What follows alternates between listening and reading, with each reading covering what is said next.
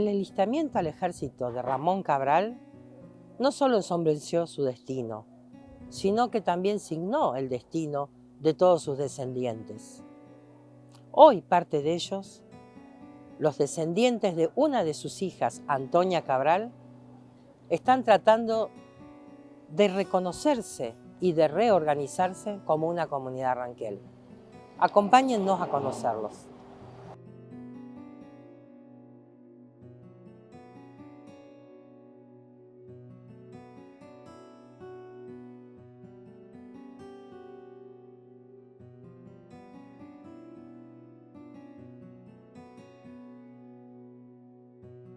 Mi comunidad viene por mi abuela, Antonia Cabral. Yo no la conocí porque no era nacida, solo sé pocas cosas de ella por lo que contaba mi mamá y que antes no hablaban, no sé, poco era lo que ella me contó, que de la abuela venía de Córdoba, Piel de Cuero, vino a parar al Garrobo del Águila, no sé cómo, porque se casó con un Mariano Acosta, que dice que era indio Goroa, no sé. Y bueno, y ella vivió ahí.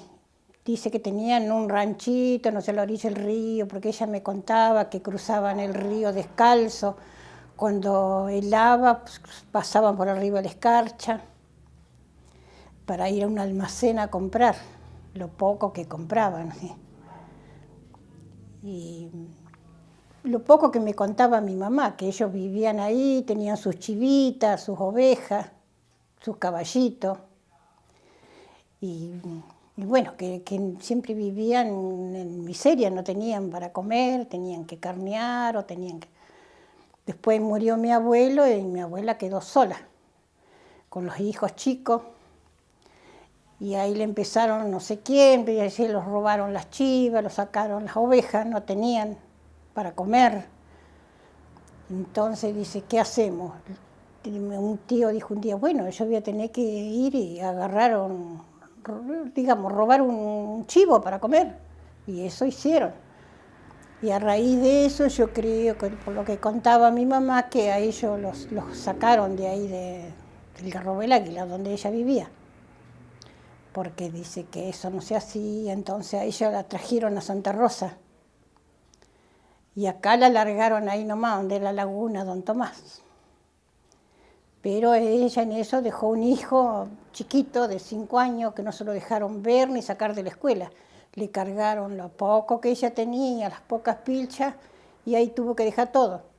Y lo que más sentía ella era que el hijito que no se lo dejaron despedir ni decir, me voy, me llevan. La trajeron a ella como con 4 hijos acá y las bajaron acá, ahí en la donde la laguna, en los tamaricos que había antes, o no sé qué plantas había. Y ella ahí salió de la bandera, lavaba, dice, a muchas personas ahí por el tal Prado, dice que tenía patronas y la ayudaban, y ella lo único que podía comprar a veces era una galleta y le daba a los nietos eso, dice que se sentaba ella al jueguito y con una galletita bajo el brazo y les daba un cachito de galleta a cada uno y un poquito de mate cocido, y con eso pasaban a veces días y días, hasta que ella podía cobrar algo. Esa era la historia de mi abuela, y lo poco que me contaba mi mamá era eso, que ellos siempre, hasta que dice un día apareció el hijo que ella había dejado. Dice que ella en una mañana estaba tomando mate afuera, dice, y para un muchacho soldado y golpeando las manos, y le dice que él andaba buscando una señora que le habían dicho que vivía ahí. Entonces ella le dijo, ¿quién es la señora? Dice, yo busco a Antonia Cabral, dice, y yo soy Antonia Cabral, dice. Entonces le dijo, yo soy Jesús Cabral. Entonces sos mi hijo, dice, el que me hicieron dejar allá. Y ahí vino a reencontrarse después de 15, casi 20 años. Cuando él vino a hacer el servicio militar, ahí se reencontró con la madre. Mientras de eso ella no sabía nada, si el hijo había muerto, nada, porque no había noticias, no sabía dónde ir, porque ella era así media analfabeta, hasta que se encontró ahí con su hijo, y ahí vivió hasta hasta que ella murió atropellada por un carnero. Dice que pasaba las vías, ella venía con las bolsas cargadas y había chivos ahí, la atropelló y le quebró la cadera y después murió de eso. Es lo que más contaba así mi mamá. Después mi mamá se casó, mi papá era gringo, también los tuvo a todos nosotros. Pues mi papá sí hacía de todo, tanto vendía orégano en los tiempos de cosecha de orégano, salía a juntar maíz, juntar cardo, y a mí me llevaba él para todos lados, hacía yo eso con él. Sabíamos traer en una carretilla el orégano, de allá lejos de atrás la laguna, y lo vendíamos ahí en el mercado municipal.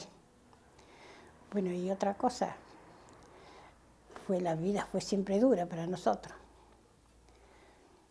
Después mi mamá, ella decía que la mamá no hablaba, que no le contaba cosas, como que ella sí tenía miedo o no sabía.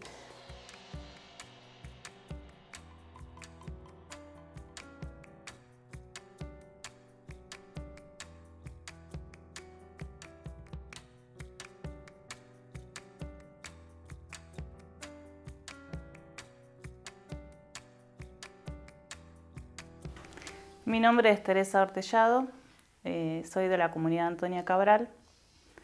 En este momento estoy funcionando como huerquén de la comunidad y estamos en un proceso de transformación, de ir armándonos, de averiguar de dónde venimos, tratando de buscar en roles, quién es el lonco, quién es huerquén, un conan.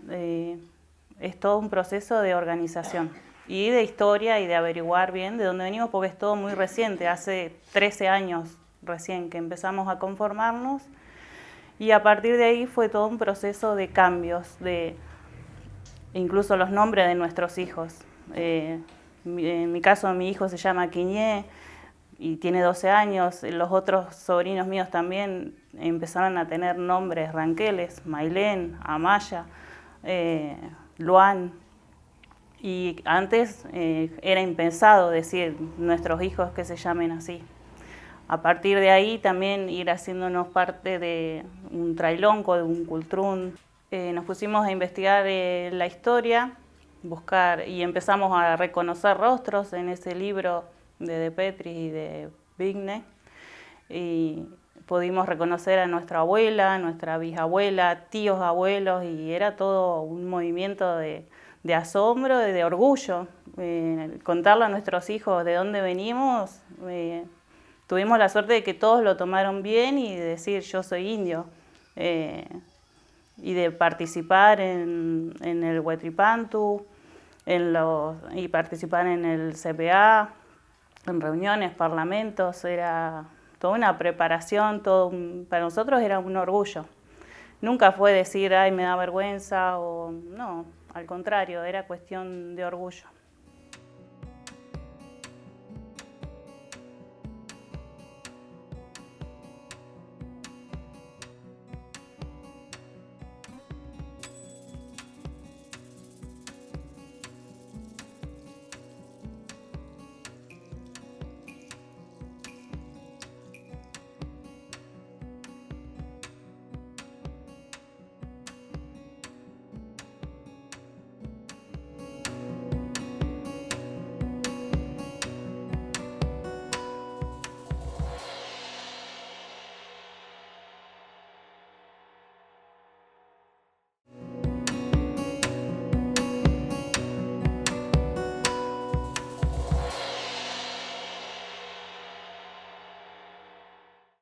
Y vine a armar así, de conocer lo que eran los aborígenes, lo que eran, porque antes eran como los indios, a mí me decían la India, porque era hija de una india. Mi mamá era, bueno, ellos le decían la India.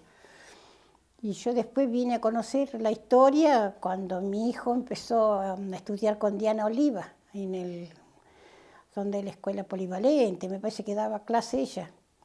Cuando hicieron un día el árbol genealógico ese, entonces ella le dijo a él, pero vos, dice, sos descendiente de... Bueno, le explicó de todo cómo venía la historia. No, yo no sé nada, dice que le dijo él, porque mi mamá nunca me habló, no, porque yo tampoco sabía. Cuando él vino y me dijo, me empezó a comentar, y a contar, mirá, pero Diana dice que nosotros somos indios, que somos directos, porque vos sos nieta directa de Platero Cabral, y qué sé yo qué. Bueno, yo lo tomaba como que, ¿de qué será? Porque no era también, yo también vine a estudiar recién a los 50 años, fui a la escuela, así que no tuve escuela. Primer grado hice y nada más, no sabía nada. A raíz de este nieto que fue a estudiar, o de Sí, este hijo, de mi hijo. a raíz de este hijo que fue a estudiar al Polivalente, Sí. es que ustedes se dan cuenta que son una comunidad Ranquel Sí. y deciden organizarse. Claro, ella y por consejo, y los ayudaba Diana, cómo teníamos que hacer y todo eso, y los reuníamos, y entonces ella le preguntaba a ella, a los otros hijos, que yo podía ser la lonca, porque era más descendiente, y bueno, y así empezamos. Siempre los ayudó Diana mucho ahí, a explicarlo cómo era, le explicaba a mi hijo me venía y me contaba. Por primera vez yo fui a Lebucó, a raíz de eso que mi hijo me contó un día, me dijo, mamá, vos sabés que que es como una fiesta, no sé qué, dice que cada cual lleve su comidita, su asadito, dice. Y bueno, fuimos, yo fui, conocí por primera vez Lebucó, en ese tiempo estaba en la calle, a la orilla de la calle, que hacían, que había tanta arena, yo me acuerdo que bailaban, y mi hijo se había dormido y le salpicaban toda la cara con arena. ¿Y qué fue lo que sentiste? Cuando estaba ahí, bueno, que yo me arrimaba a la orilla donde hacían las carpas, mirando ahí, sentía una emoción y ganas de llorar, no sé por qué, me daba ganas de llorar. Y estaba como emocionada, contenta, por ahí tristeza, no sé qué sentía. Bueno, al otro día dice Diana, vamos, que el colectivero lo lleva, dice, a una laguna, que hay poco me recuerdo que si era por ahí, si cruzando para aquel lado o de este, que dice que ahí se abastecían de agua los indios, todo eso. Y había unas plantas grandes, había un sombretoro grande, y yo me fui, me afirmé ahí, y sí, sentí como que alguien me abrazaba, o que, como que sentía un cariño, un amor así. Y yo digo, ¿qué me pasa? ¿Me estoy por volver loca? ¿Me están embrujando? ¿Esto qué me pasa? Es lo que yo decía. No, y bueno, y me agarró el ataque de llorar, pero yo digo, a mí nunca me pasó esto. ¿Por qué?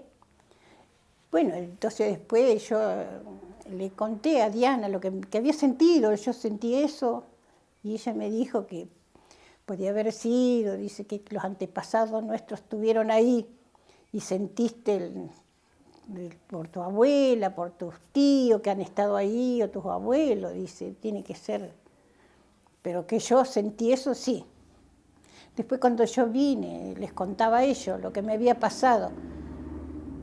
Yo también se me caían las lágrimas y le contaba, yo sentí eso, me sentí así. Entonces ella fue la primera que también se emocionó, y después la otra hija, después todo que yo le conté lo que me había pasado fueron todos. Empezamos ahí todos, así que hicimos una comunidad ahí, íbamos todos, los nietos, todos. La última vez que fuimos, hasta ella cuando llevó el nenito, el rusito, que estaba Don Canué, que lo sacaron a la madrugada, no sé si lo presentaban en comunidad. No sé si tenía meses el rusito. Ahí lo conocía Don Canué.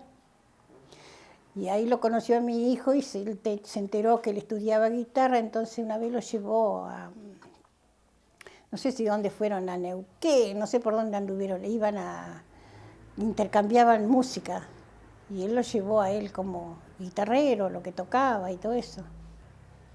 Y que sé que él lo quería mucho a mi hijo, siempre lo invitaba, cuando él iban a ir, una vez lo vinieron a buscar acá en el coche con Mech y todo, y lo llevaron. Y yo le decía, le encargo a mi hijo, porque en ese tiempo él tenía 18, 19 años.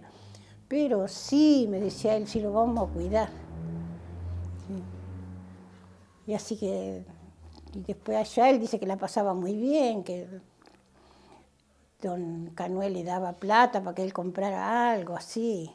Hasta le había dado a querer llevarle algún regalito a tu mamá, yo te doy, hijo. Bueno, sí, le decía él, bueno. Y bueno, ese era el más contacto que tuve con don Canoé y empezamos a armar así. Después, cada año a Lebucó íbamos todos, éramos como 19, 20 a veces.